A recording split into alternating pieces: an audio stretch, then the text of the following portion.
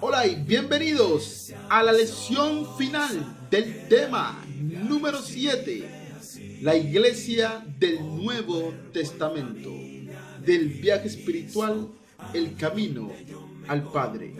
En esta oportunidad vamos a ver el reino anunciado por el profeta Isaías. La lección anterior, la número 2, vimos el reino anunciado por el profeta Daniel. Esta vez nos toca con Isaías. Bienvenidos. Iglesia de Cristo el Señor,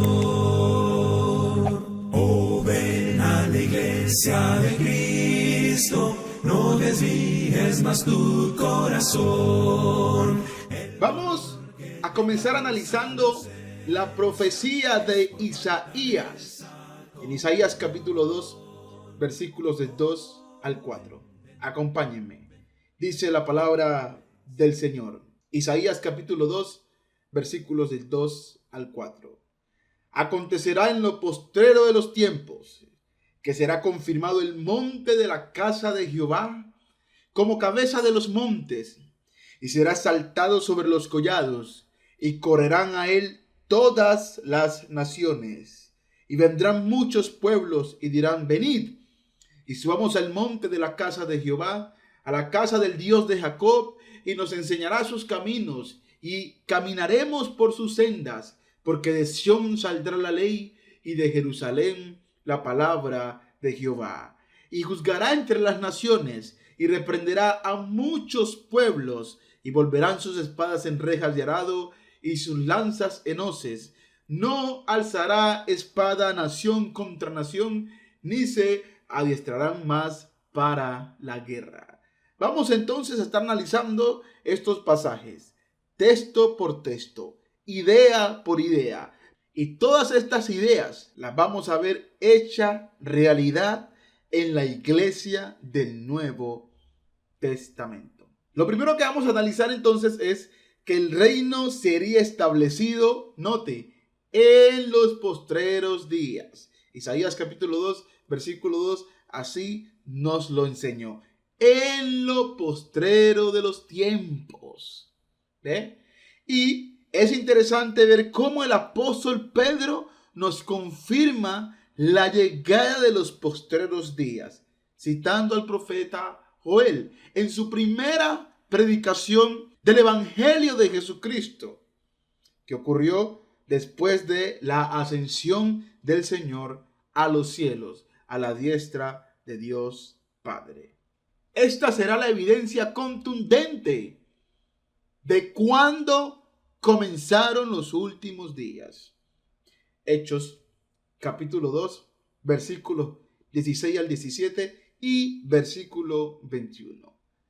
Predicando el apóstol Pedro, después que el Espíritu Santo vino sobre ellos, sobre los apóstoles, dijo: mas esto, es decir, la venida del Espíritu Santo, lo que estaba sucediendo, la investida de poder, la maravilla que estaban observando aquellos judíos, esto es lo dicho por el profeta Joel. ¿Qué dijo el profeta Joel?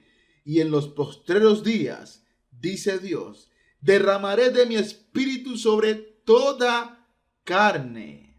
Esta expresión es bien interesante, porque Dios aquí está abriendo la puerta del evangelio para todos, incluyendo los judíos e incluyendo los gentiles. ¿Cuándo se iba a abrir la puerta a las gentes para que fuesen parte del pueblo de Dios? En los postreros días, en el cual el Espíritu de Dios sería derramado no solamente en los judíos, sino también en los gentiles. Versículo 21 dice: y todo aquel que invocar el nombre del Señor será salvo. Y esta misma profecía la encontramos en Joel capítulo 2, versículos 28 al 29 y versículo 32.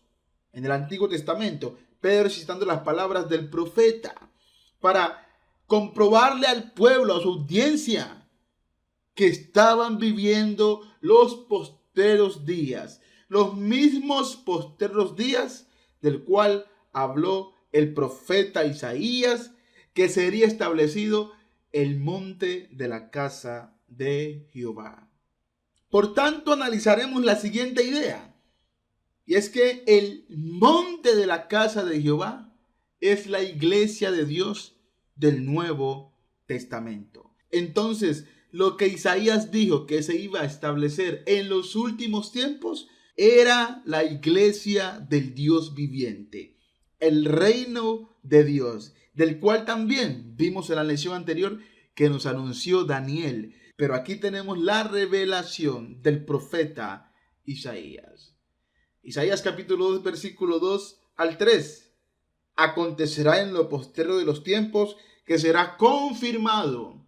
Algunas versiones dicen establecido el monte de la casa de Jehová como cabeza de los montes y ser exaltado sobre los collados. Aquí estamos hablando de algo glorioso, algo que sería levantado sobre todo lo demás. Como lo dijo Daniel, un reino indestructible, un reino que no perecerá jamás. Versículo 3, y vendrán muchos pueblos y dirán, venid y subamos, noten, al monte de Jehová, a la casa del Dios de Jacob. Primera Timoteo capítulo 3, versículo 15 dice, la casa de Dios, que es la iglesia del Dios viviente, columna y baluarte de la verdad.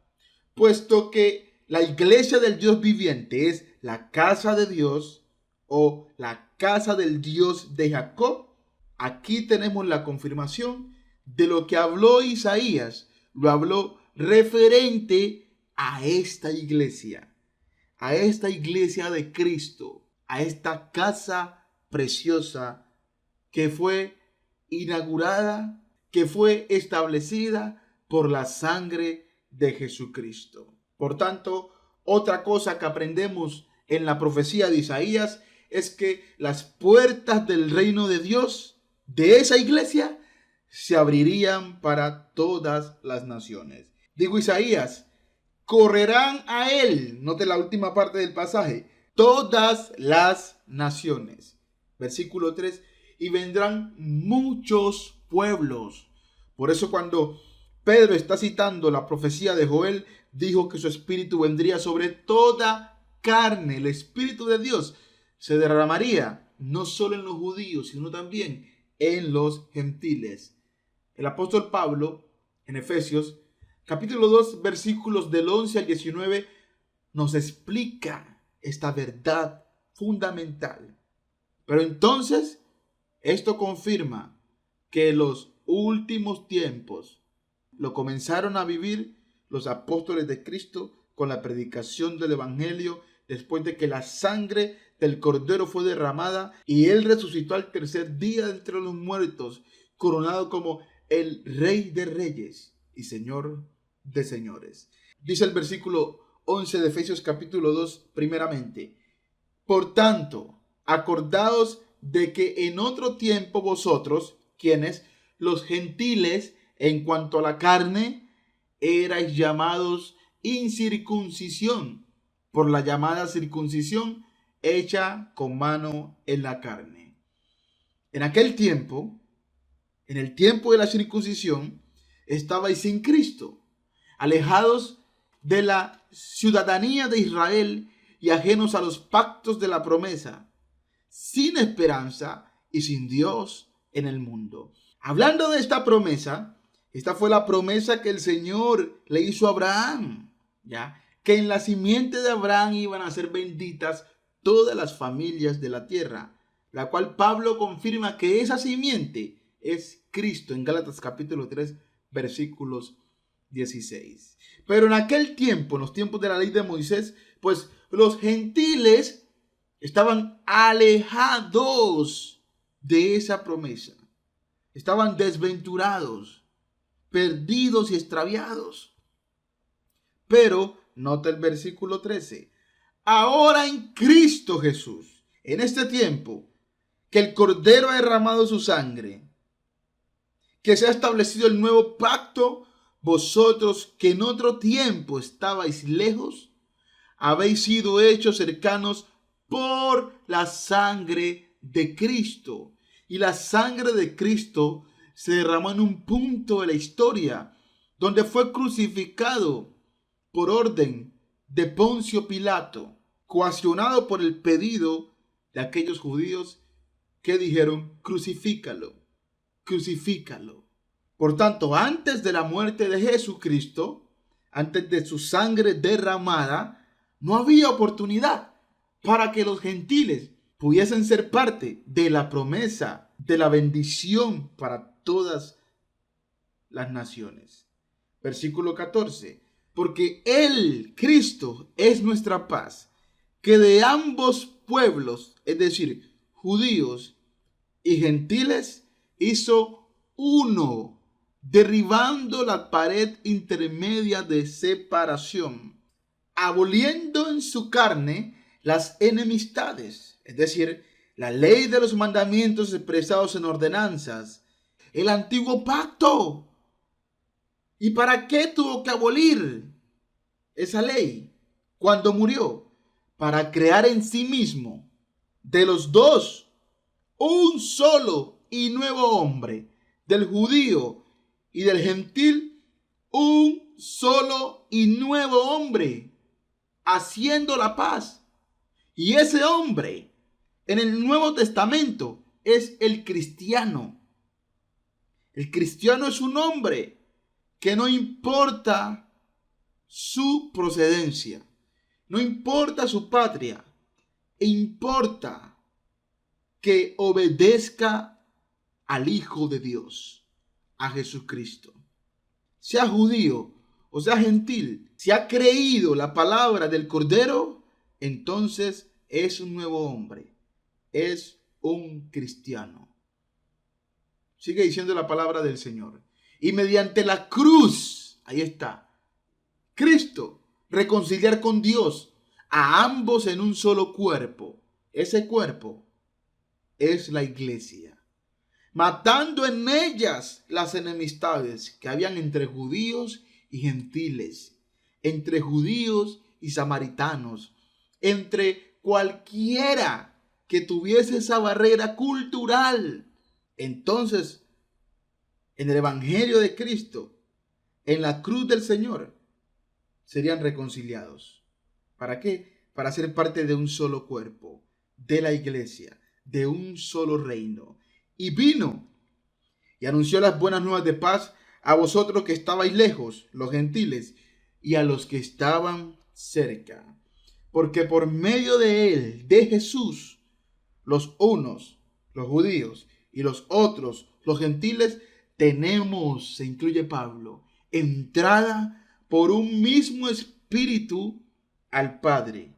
Así que ya no sois, hablando a los gentiles, extranjeros ni advenedizos, sino ciudadanos de los santos y miembros de la familia de Dios, del cuerpo de Dios, de la iglesia del Nuevo Testamento. Las puertas serían abiertas para todas las naciones.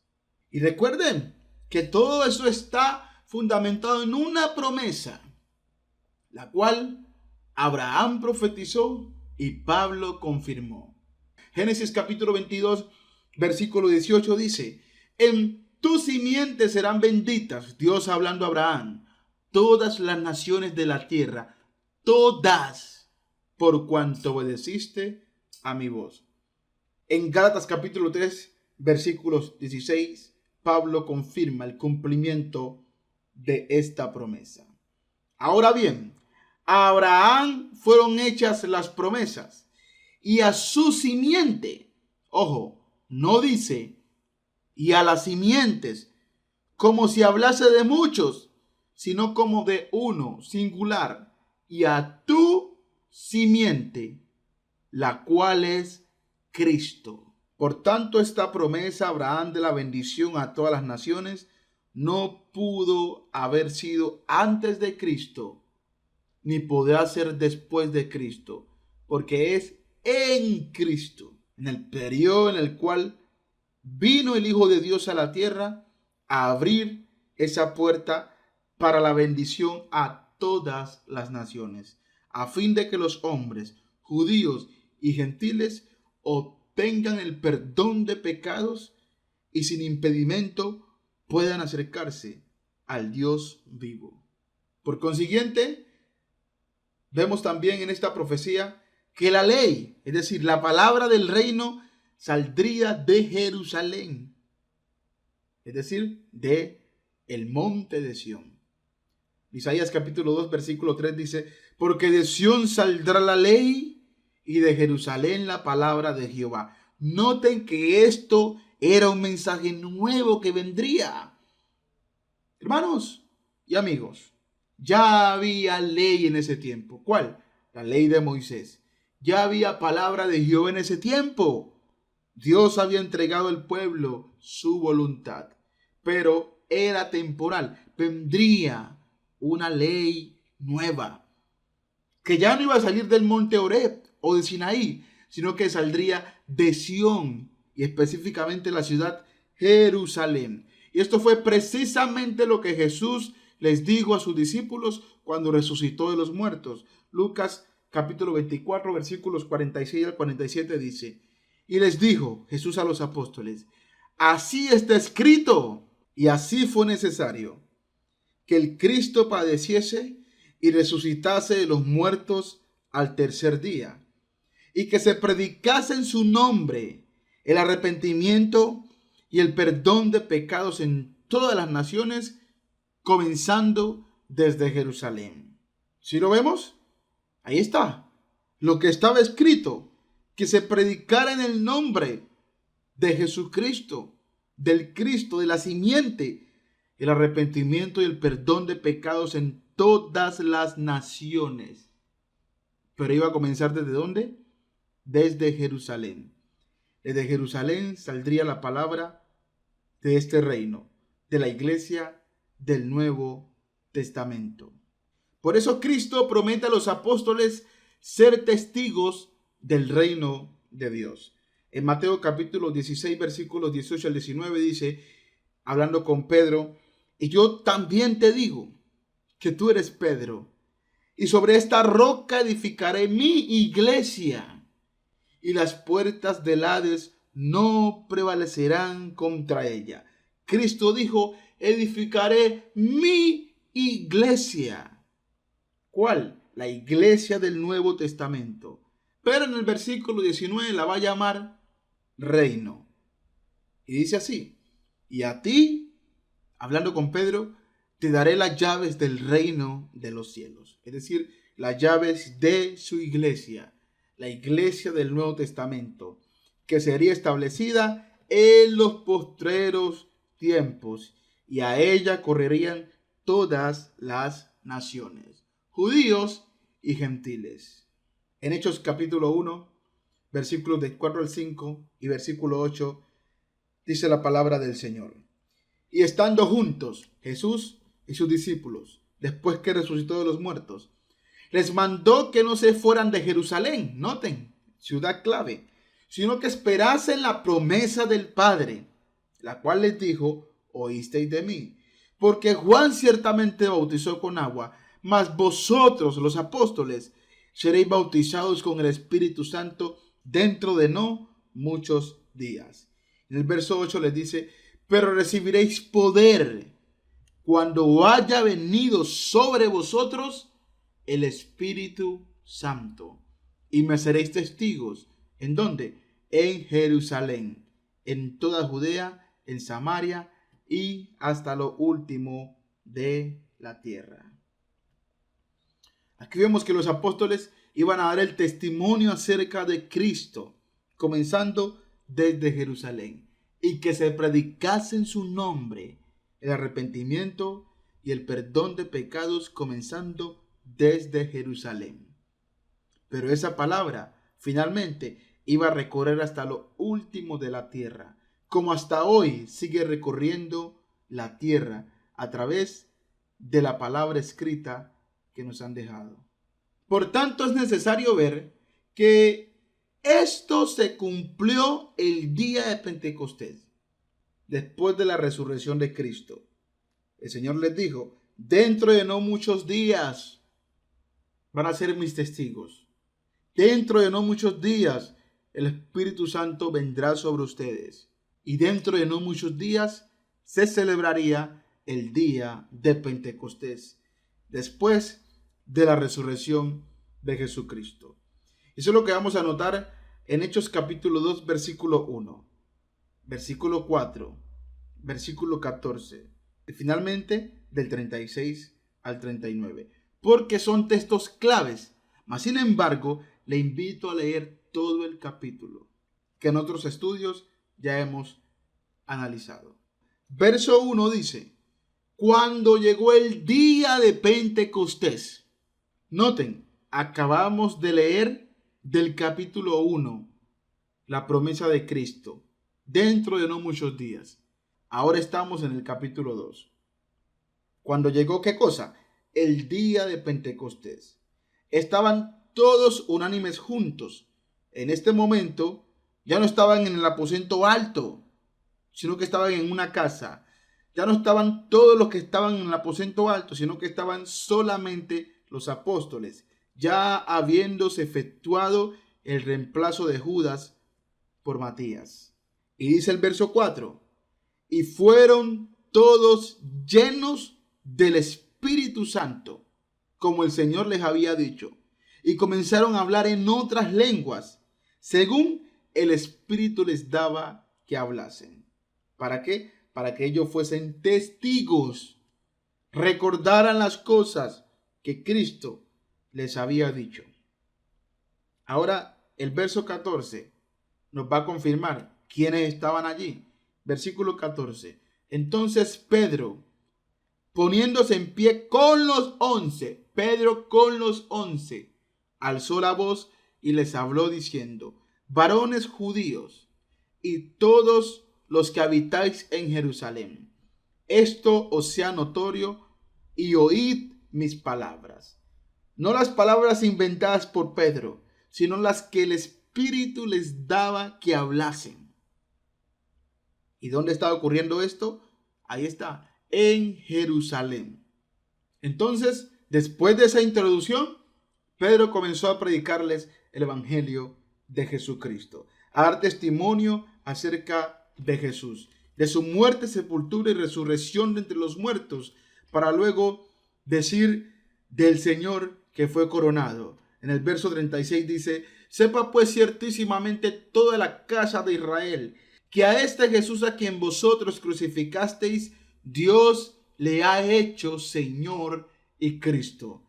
Lo crucificaron, pero ha resucitado y ahora está coronado como el Rey, como el Señor, el Amo, el Cristo. ¿Y qué van a hacer? Bueno, al oír esto, se compungieron de corazón, es decir, se sintieron profundamente conmovidos y dijeron a Pedro y a los otros apóstoles: varones hermanos, ¿qué haremos? Pedro les dijo la palabra que estaba prometida, que se predicaría en el nombre de Jesucristo. La palabra del arrepentimiento y el perdón de pecados aquí está. Pedro les dijo, inspirado por el Espíritu Santo: arrepentíos y bautícese cada uno de vosotros en el nombre de Jesucristo para perdón de los pecados, y recibiréis el don del Espíritu Santo, porque para vosotros es la promesa, y para vuestros hijos, y para todos los que están lejos, para cuantos el Señor nuestro Dios llamare. Y hasta el día de hoy, Dios sigue tocando la puerta de los corazones para que los hombres crean en Jesucristo y se arrepientan de sus pecados, confesando que Él es el Hijo de Dios, siendo bautizados para lavar la suciedad de sus pecados. Hoy Dios habla a su corazón para que se arrepienta, crea profundamente en su Hijo y sea parte de esta iglesia del Nuevo Testamento, en la cual hay salvación y vida eterna. Hay un pueblo transformado a través de esta palabra, la palabra del arrepentimiento y el perdón de pecados. Por eso, en la última parte de esta profecía analizaremos que los ciudadanos de este reino serían transformados en nuevas personas. Dice el versículo 4 de Isaías capítulo 2, y juzgará entre las naciones, y reprenderá a muchos pueblos, y, note allí, volverán. Esto es el arrepentimiento. Sus espadas en rejas de arado, y sus lanzas en hoces. No alzará espada nación contra nación, ni se adiestrarán para la guerra, como lo confirma el apóstol Pablo. 2 Corintios capítulo 5, versículo 17. De modo que si alguno está en Cristo, nueva criatura es. Las cosas viejas pasaron, las borracheras, las fornicaciones, la envidia, la mentira, los pleitos, el rencor, la falsa religión, las cosas viejas pasaron. He aquí, todas son hechas nuevas, porque Cristo es el único que verdaderamente puede transformar la vida de los hombres que creen en Él, en su amor infinito, que vino a derramar su sangre. Finalmente, quiero que hayamos entendido que la iglesia del Nuevo Testamento es el reino de Dios establecido en el año 33 después de Cristo. Exactamente 50 días después que Jesús resucitó en Jerusalén, en el monte de Sión, el día de Pentecostés, que era una fiesta que celebraban los judíos anualmente. Y en esta iglesia es donde residen los santos de todo el mundo. Los santos son los santos en Cristo, santos apartados para servir a Dios. Como le escribe Pablo a la iglesia de Corintio diciendo en 1 Corintios capítulo 1 versículo 2, a los santificados en Cristo Jesús, llamados a ser santos, con todos los que en cualquier lugar, nos incluye a usted y a mí, invocan el nombre de nuestro Señor Jesucristo, Señor de ellos y nuestro. Quiero decir que hasta el día de hoy, todo mundo tiene la oportunidad de invocar el nombre del Señor. ¿Qué significa eso? De arrepentirse de sus pecados creyendo en Él, en su autoridad, en lo que hizo por cada uno de los hombres y siendo bautizados para nacer de nuevo y ser parte de esta iglesia gloriosa, la iglesia del Nuevo Testamento, en esta oportunidad anunciada por el profeta Isaías. Esto fue el tema número 7 del viaje espiritual, el camino al Padre. Les agradezco profundamente la atención que me brindaron en este maravilloso viaje y espero todos esos temas hayan sido de gran bendición para ustedes y sean de gran bendición para todos los demás. Compártalo, por favor. Que Dios les bendiga. La iglesia de Cristo, no desvíes más tu corazón. El dolor que te causa la ausencia es por falta de esa comunión.